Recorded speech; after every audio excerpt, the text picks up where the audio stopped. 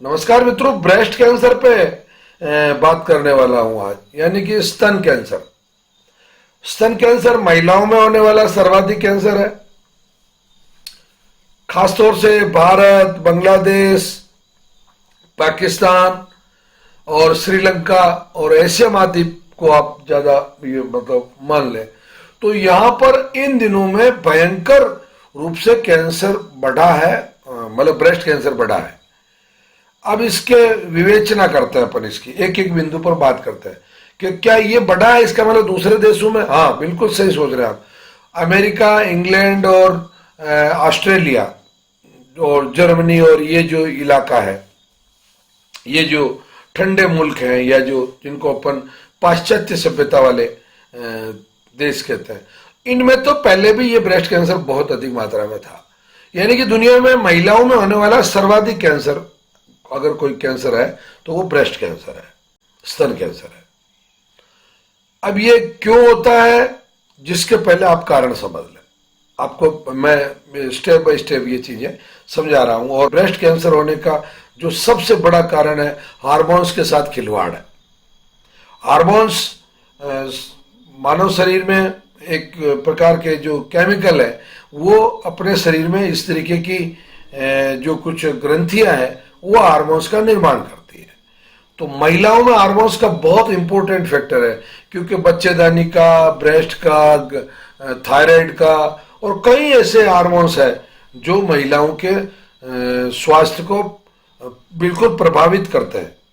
जैसे माहवारी का विषय, एक पर्टिकुलर उम्र पे माहवारी आना शुरू हो जाती है, एक पर्टिकुलर उम्र पे मोनोपॉज हो जाता है। ये हार्मोन्स का काम है। एक पर्टिकुलर वजह से महिलाओं को मतलब स्तन में दूध बनने लग जाता है, और एक पर्टिकुलर हार्मोन्स की कमी होने से महिलाओं में वो दूध बनना बंद हो जाता है। एक पर्टिकुलर हार्मोन से महिलाओं को गले का जो थायराइड कैंसर है या थायराइड TSH जो है वो हो जाता है, और पर्टिकुलर हार्मोन्स की पूरी होने के बाद में वो बीमारी खत्म हो जाती है। तो मतलब महिलाओं के शरीर में हार्मोन्स की वजह से ही अंडा बनता है, हार्मोन्स की वजह से ही फर्टिलिटी होती है, मतलब यानी कि शुक्राणु और अंडा दोनों मिलके और भ्रूण का निर्माण होता है। मतलब हार्मोन्स का महिलाओं के शरीर में बहुत अधिक महत्व है। तो इस महत्व को देखते हुए ये जो महिलाओं में जो हार्मोन्स का जो बैलेंस का जो मैटर है, इस मैटर को महिलाओं को बहुत गंभीरता से लेना चाहिए। क्या क्या करना चाहिए? नंबर 1, अपने पीरियड्स को आगे पीछे करने के लिए किसी भी प्रकार की गोलियां नहीं लेनी चाहिए कि मेरे को तो 4 दिन ये बिजी हूं मैं, या अमुक जगह पार्टी में जाना है तो मुझे नहीं, ये बहुत बड़ा खतरा है। दूसरा, आप पर्टिकुलर उम्र में शादी कीजिए। मतलब मेरी बिल्कुल क्लियर ओपिनियन है कि 20-21 वर्ष में आपको शादी कर लेनी चाहिए और संतानोत्पत्ति भी कर लेनी चाहिए, और 25-26 साल तक दोनों संतान, आप 2 संतान तो कम से कम आप अगर प्लान करते हैं तो 25 वर्ष तक आपको 2 संतान पैदा कर लेनी चाहिए। और उसके बाद में, अब आजकल बिल्कुल उल्टा सिस्टम है, बोले साहब कैरियर नहीं बना इसलिए शादी नहीं कर रहे। कैरियर बनेगा पता नहीं 40 साल में जाके, जब तक आपके हार्मोन्स अनबैलेंस हो जाएंगे। आपके जो बच्चे हैं वो मंदबुद्धि होंगे, आपके जो बच्चे हैं वो खेल में बिल्कुल डफर होंगे, आपके बच्चों के चश्मे लग जाएंगे, आपके बच्चे बिल्कुल या तो बहुत ज्यादा मोटे हाथी की तरह होंगे या बिल्कुल दुबले पतले चूहों की तरह होंगे। मतलब नॉर्मल होंगे ही नहीं, ना दिमाग से नॉर्मल होंगे ना शरीर से नॉर्मल होंगे। मैं मेरी बेटी को किस सही उम्र में शादी करवाऊं ताकि उसको आगे जाके ब्रेस्ट कैंसर होने के चांस नहीं बने, मेरे को ये नॉलेज जरूरी है। तो आप सब महिलाएं भी जो इस वीडियो को सुन रही है, उन सबसे मेरा निवेदन है कि आप 20-21 वर्ष में शादी कर लें, बच्चा समय पर कर लें। तीसरा का ब्रेस्ट फीडिंग बहुत जरूरी है। अगर आप बच्चे को ब्रेस्ट फीडिंग नहीं करवाते हैं, बच्चे या बच्ची को, तो आपको ब्रेस्ट कैंसर होने के बहुत ज्यादा चांसेस बन जाते हैं। आप अगर ठीक तरीके से आप अब इसका पता कैसे चला सकते हैं आपके मेरे को ब्रेस्ट कैंसर होने वाला है कि नहीं होने वाला है? तो मैं सभी महिलाओं को कहता हूं, इसका पहला सबसे अच्छा तरीका है सेल्फ एग्जामिन। आप सप्ताह में 1 दिन कांच के सामने खड़े हो जाइए, आप अपने दोनों ब्रेस्ट को बहुत ध्यान से, बहुत माइन्यूटली देखिए। अगर दोनों में 3 चीजें अच्छी है तो इसका मतलब आपको ब्रेस्ट कैंसर नहीं। नंबर 1, पूरे ब्रेस्ट, दोनों ब्रेस्ट के अंदर कहीं पे भी कोई गांठ नहीं बनी हुई है, छूने से भी और देखने से भी। मतलब आप उसको यूं ऐसा ऐसा ब्रेस्ट को यूं ऐसा दबा के ऐसा छू के एग्जामिन करें कि भाई मेरे ब्रेस्ट में कोई गांठ तो नहीं है। पहला, दोनों ब्रेस्ट को चेक कर ले, गांठ नहीं है इसका मतलब आप खतरे से बाहर है। नंबर 2, आपके जो निपल्स है उन निपल्स में से पानी तो नहीं आता, हल्का सा दबा के देखिए, अगर उनमें से कोई ब्लड है या पस है या पानी है, वो अगर सिक्रेशन लीकेज होता है तो समथिंग इज रॉन्ग, इसका मतलब कहीं ना कहीं मामला गड़बड़ है। और तीसरा, आपकी जो ब्रेस्ट की जो निप्पल है दोनों, वो दोनों निप्पल अपने प्रॉपर शेप में है और बाहर निकली हुई है। एक तो साइडों में गई हुई नहीं होनी चाहिए, एक अंदर धसी हुई नहीं होनी चाहिए, और एक दोनों निप्पल का जो कलर है वो सेम होना चाहिए। मतलब उसमें दोनों में कलर कंट्रोवर्सी नहीं होनी चाहिए। मतलब निप्पल में से पानी या मवाद या खून नहीं आए, पूरे ब्रेस्ट में कोई गांठ नहीं दिखे छूने से भी और देखने से भी। और तीसरी मुख्य बात, आपकी जो निप्पल की जो साइज है वो दोनों एक जैसी है, कलर एक जैसे है, और वो अंदर ना धसी हुई है, अंदर धसी हुई नहीं है, या साइडों में टिल्ट नहीं हो रखी है, मुड़ी हुई नहीं है, या तो अंदर की तरफ या बाहर की तरफ मुड़ी हुई नहीं है, तो फिर आपको मतलब ब्रेस्ट कैंसर का खतरा ये जो है तीनों टेस्ट है उसके हिसाब से नहीं है। फिर आप कहेंगे नहीं सर मैं तो और फर्दर एग्जामिन करवाना चाहती हूँ, तो आप मेमोग्राफी करवा लें। या मैं जो सामान्यतः जो सब लोगों को राय देता हूं, आपको इस वीडियो के माध्यम से राय देना चाह रहा हूं, आपको घबराने की आवश्यकता नहीं है। आप एक ब्लड टेस्ट होता है CA 15.3 जो मार्कर टेस्ट बोलते हैं जिसको, वो मार्कर टेस्ट करवा ले, घबराने की कोई आवश्यकता नहीं। और परमात्मा नहीं करेगा आपको कैंसर हो, और फिर भी अगर किसी को इस तरीके का कोई कैंसर है या खतरा आप समझते हैं तो आप नवग्रह आश्रम पधार सकते हैं। आपके ब्रेस्ट कैंसर का बिल्कुल बेस्ट ट्रीटमेंट नवग्रह आश्रम के पास है। आप परिचय देंगे अपना? नमस्कार भाई, नवल अजमेर से आया हूँ, और मैं पहले गवर्नमेंट जॉब का था सेंट्रल गवर्नमेंट में जी, और ऑक्सफोर्ड कर रहा था, और पिछले साल 31 जुलाई को मैं रिटायर हो गया, और अभी आप मिलने आया हूँ। 2 साल पहले यहाँ एक मिसेज का शकुंतला है जो साथ में आई हुई है, इनका आपके यहाँ से इलाज चल रहा था। साल भर इन्होंने आपके बताए अनुसार ट्रीटमेंट लिया, और साल भर बाद आपके बताए अनुसार धीरे धीरे दवाएं कम की जी। अब बिल्कुल। दीदी आपको कौन से अंग का कैंसर था, कहाँ था कैंसर? ब्रेस्ट का कैंसर था, ठीक है। तो जब आपने कैंसर की सुनी पहली बार, मतलब डॉक्टरों ने कहा होगा तो आपको कैंसर, तो वो कितने मतलब वो कितना दुखद रहा होगा समय? बहुत ज्यादा सर। ईमानदारी से बताओ क्या विचार आया था? बस वो रात भर नींद नहीं आई सर, बेचैनी से अब क्या होगा क्या होगा। अच्छा, आप दोनों पति पत्नी साथ थे उस टाइम में, तो रात भर बात नहीं कर पाए? मैं इनको कहती हूँ कि मेरा क्या होगा, कुछ नहीं होगा, सब ठीक हो जाए। तो आपको उस समय घर में सबसे प्यारा कौन लगा था? मतलब आपके मन में क्या था कि भाई मैं और यार मैं उसको कहूँ ये बात, मेरे मन की बात, तो आपने इन्हीं को बताई? बताया सर जी, तो इन्होंने हिम्मत बंधाई आपको? टेंशन मत करो, सब ठीक हो जाए। जी। अच्छा, फिर आपने क्या किया? फिर सर डॉक्टर को दिखाया। डॉक्टर को दिखाया, डॉक्टर ने कहा कैंसर है, जांच कर रही है, सर्जरी हो गई और आपका एक ब्रेस्ट निकाल दिया, ठीक है। और उसमें आपकी जो बायोप्सी रिपोर्ट है उसमें कैंसर क्लियर था, और उसके बाद में भी आपकी जो CA 15.3 रिपोर्ट है वो काफी प्लस थी, ठीक है।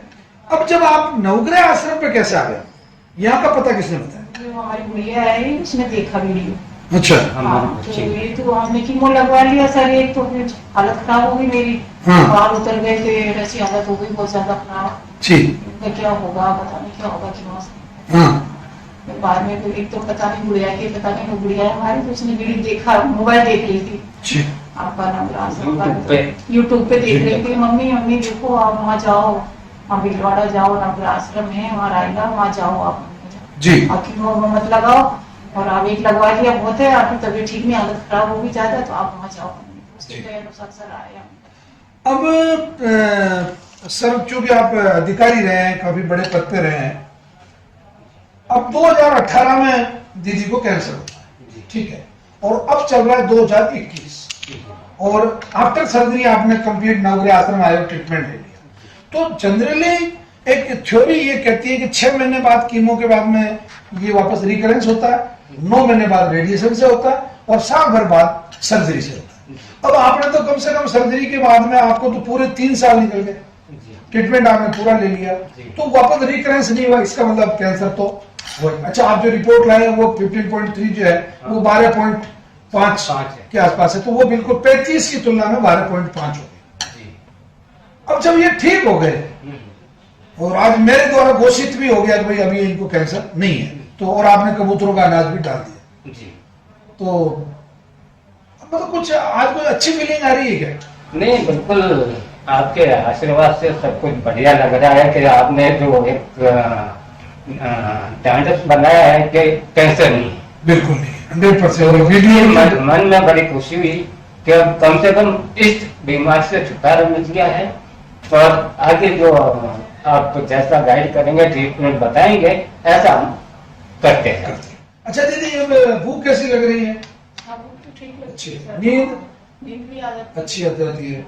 और क्या करते हैं आप? मतलब आजकल एक तो जनरली एक तो खाना खाते हैं और नींद निकालते हैं और कुछ बैठे रहते हैं, उसके अलावा क्या कोई एक्टिविटी, मतलब कोई एक्टिविटी होती है क्या? सुबह योगा वगैरह, प्राणायाम वगैरह। अच्छा, प्राणायाम करते हैं, बहुत अच्छी बात है। 2-3 घंटे सुबह 5 बजे उठना जी और उठ के अपना नित्य कर्म करके जी। अपना प्राणायाम योगा 2-3 घंटे। अच्छा, जैसा आपने बताया आपने 2 बहुएं हैं, ठीक है ना, दोनों बहुओं ने अच्छी सेवा की आपकी, सेवा क्या? मतलब ये औषधि बना के देने वगैरह ये काम कौन करता था? नहीं करती सर, कोई नहीं देता।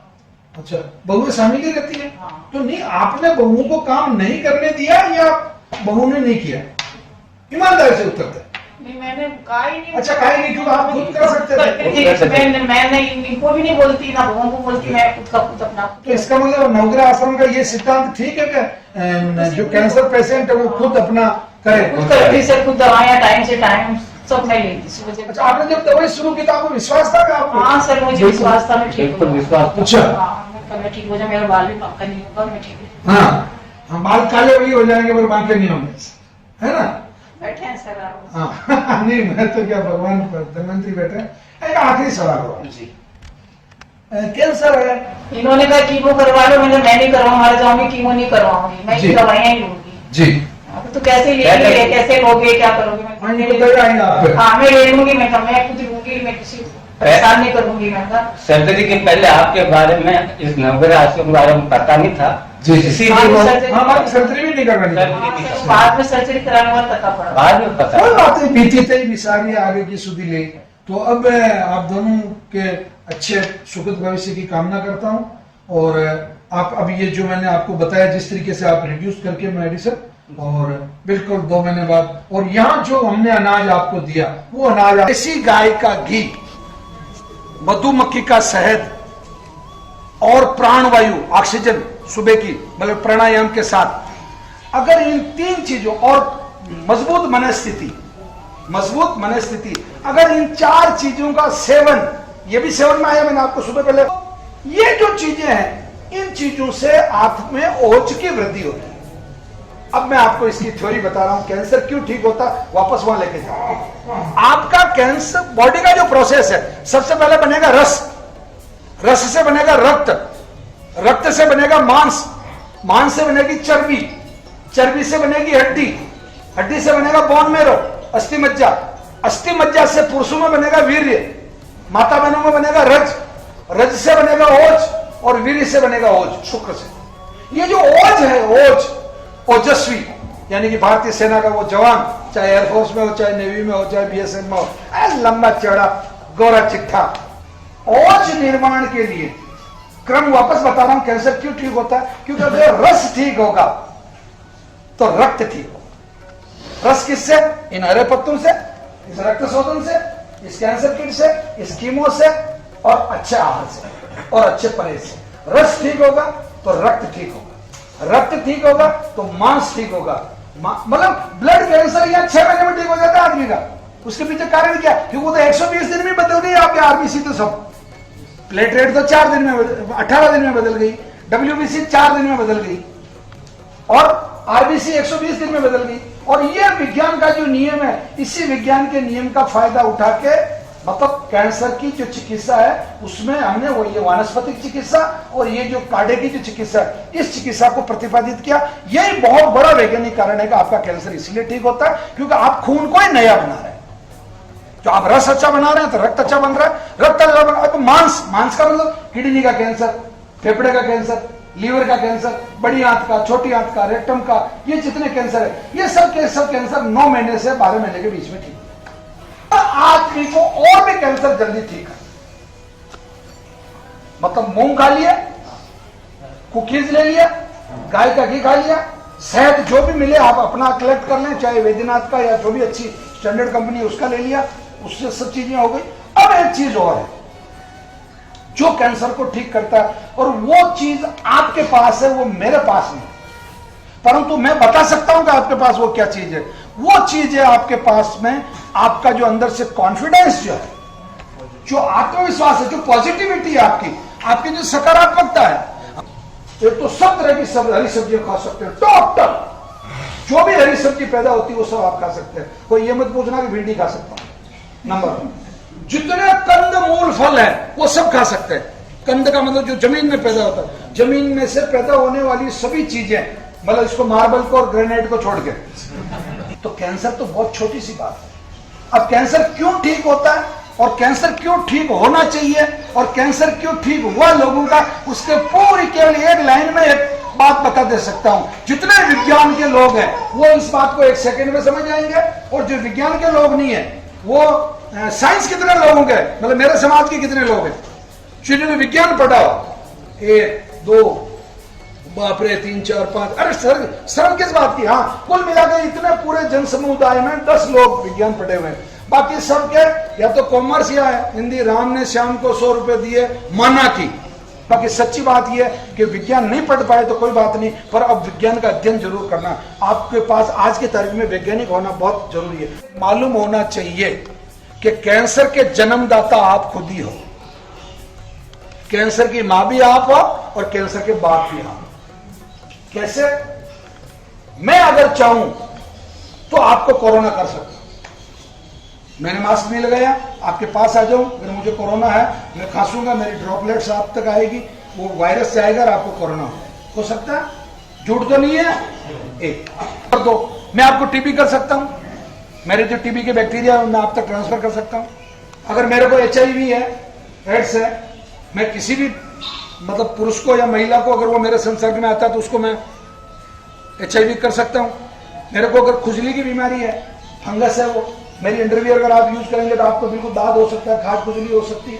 यानी कि दुनिया की 99% बीमारियां एक व्यक्ति द्वारा दूसरे व्यक्ति को दी जा सकती है, ट्रांसफर की जा सकती है, क्योंकि उनका जो कैरियर है, वो जो ट्रांसपोर्ट है, वो ट्रेन है या हवाई जहाज है या रिक्शा है या ये जो ट्रांसपोर्ट या कार है, जो भी ट्रांसपोर्ट का साधन है, यानी कि आपको एक जगह से दूसरी जगह ले जाने के लिए जो संसाधन है, वो वायरस है, बैक्टीरिया है, फंगस है, निमेटोड है, एफिड है, जेसिड है, थ्रिप्स है और अमीबा है। हिंदी में बात करूं तो उसको ले जाने के लिए कोई ना कोई जीवाणु है, अंडाणु है, कीटाणु है, विषाणु है, कीड़ा है, मकोड़ा है, लट है, तितली है, अंडा है, लार्वा है।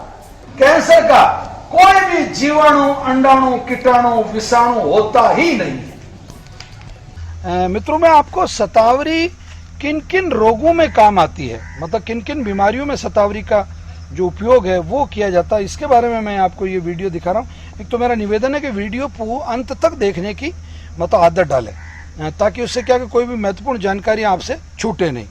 सबसे पहला जो शतावरी का उपयोग है, इसको पुरुषों में और महिलाओं में मतलब शुक्राणु और अंडाणु के निर्माण के लिए बहुत महत्वपूर्ण औषधि है। मतलब जैसे निसंतान दंपतियों के लिए, पति और पत्नी दोनों के लिए, मतलब इसका जो उपयोग है वो बहुत अत्यंत लाभप्रद है। मतलब इसकी जड़ का जो आपको ये जो जड़ बता रहा हूँ, यानी कि ये, और एक जो दूसरे तरह की शतावरी मैंने कल आपको बताई थी जो कैप्सूल फॉर्म में आती है, उसके कांटे नहीं होते हैं, और वो भी उपयोगी है और ये भी उपयोगी है। दोनों अलग अलग मतलब प्रजातियाँ हैं। तो पहला शुक्राणु और अंडाणु के निर्माण के लिए अत्यंत लाभप्रद है। दूसरा, जिनको मूत्र विसर्जन की परेशानी हो, मतलब पेशाब में किसी भी प्रकार, क्योंकि इसमें शतावरी में एंटी बैक्टीरियल और एंटी वायरल गुण भी होते हैं और काफ़ी पोषक होती है, मतलब काफ़ी पोषक तत्व इसके अंदर पाए जाते हैं, जो कि मैंने आपको पिछले वीडियो में बताए थे। तो जिनका मूत्र विसर्जन में परेशानी आती है उनको शतावरी का जो पाउडर है वो लेने से काफ़ी, मतलब एक जो आप अपने शरीर की, मनुष्य के शरीर की जो तंत्रिका प्रणाली है, जो मतलब आपका स्पाइनल कॉर्ड का जो पूरा सिस्टम है, आपका जो तंत्रिका तंत्र है, जो मेरुरज्जु से होकर आपके मस्तिष्क से जितनी तंत्रिकाएं शरीर के जिन तो उन तंत्रिकाओं को यह मजबूत करती है और उनके अंदर फ्लेक्सिबिलिटी लाती है और उनको स्निग्धता देती है, मतलब उनको लुब्रिकेंट करती है। तो ये मतलब आपके स्नायु सिस्टम को मतलब एक्टिवेट करने के लिए बहुत गजब की मेडिसिन है। पाचन तंत्र में बहुत लाभ करती है, मतलब जिन लोगों की जठराग्नि कमजोर होती है, तो चूंकि ये मतलब मधुर रस है इसका और ये बहुत अत्यंत और पाचक भी है, मतलब ये आपकी भूख बढ़ाती है। तो इसको लेने से मतलब आपकी भूख काफ़ी मतलब बढ़ती है, तेज होती है जठराग्नि। ट्यूमर जो होते हैं, ट्यूमर का नाश करती है ये। शरीर में किसी भी प्रकार का ट्यूमर अगर आपकी बॉडी में है तो ट्यूमर का नाश करती है। और खासतौर से अगर किसी ट्यूमर पे इसके पत्ते बांट के लगाए जाएं, किसी भी गांठ पे या घाव पे अगर इसके पत्ते बांट के लगाए जाएं, ये खाने के नहीं होते हैं पत्ते, इसके खाने का केवल ये इसका जो जड़ वाला हिस्सा है वही होता है। तो उस स्थिति में भी आपका जो ट्यूमर है उसके ऊपर अगर इसके पत्ते बांट के लगाए जाए तो ये जोरदार काम करता है। एक अनिद्रा को समाप्त करता है ये, मतलब जिन लोगों को नींद नहीं आने की समस्या है उन लोगों को बहुत फायदा करती है शतावरी, मतलब उनको इसके सेवन से, ये आप इधर देख रहे हैं, ये देखो काफी शतावरी इधर उगी हुई है ये, तो ये नींद लाती है, मतलब शतावरी जो है वो नींद लाने का काम करती है। तो शतावरी लेने से जिनको अनिद्रा की समस्या होती है उनको मतलब ये बहुत लाभ करती है। और रोग प्रतिरोधक क्षमता बढ़ाने का जो काम है वो अद्भुत है इसका, मतलब आपका इम्यून सिस्टम प्रतिरोधी क्षमता जो है आपकी वो बहुत तेजी से मतलब ये बढ़ाती है। और रोग प्रतिरोधक क्षमता बढ़ाने के लिए वही इसकी जो जड़ें जो मैं आपको बता रहा हूँ वो जड़ें इसकी मतलब जो इसका एक तरह से उसको जमीकंद कहा जाएगा, वो मतलब अत्यंत लाभप्रद है। और इसका जो ग्लैक्टागोज जो इसके अंदर पाया जाता है तो इससे दूध बढ़ता है, मतलब जिन बच्चों को का दूध पेट नहीं भर पाती है, जिन माताओं को, बहनों को जिनको दूध कम होता है वो इसका उपयोग मतलब करें तो इससे दूध मतलब बढ़ता है। तो मित्रों ये कई चीज़ों में मतलब उपयोगी, कहीं मतलब इसे आयुर्वेद में महर्षि चरक और महर्षि सुश्रुत ने तो बहुत उपयोगी मतलब औषधि माना है। और आपके इसके विस्तार के लिए आप जब भी इस तरीके की औषधियाँ देखना चाहें तो आप जरूर श्री नवग्रह आश्रम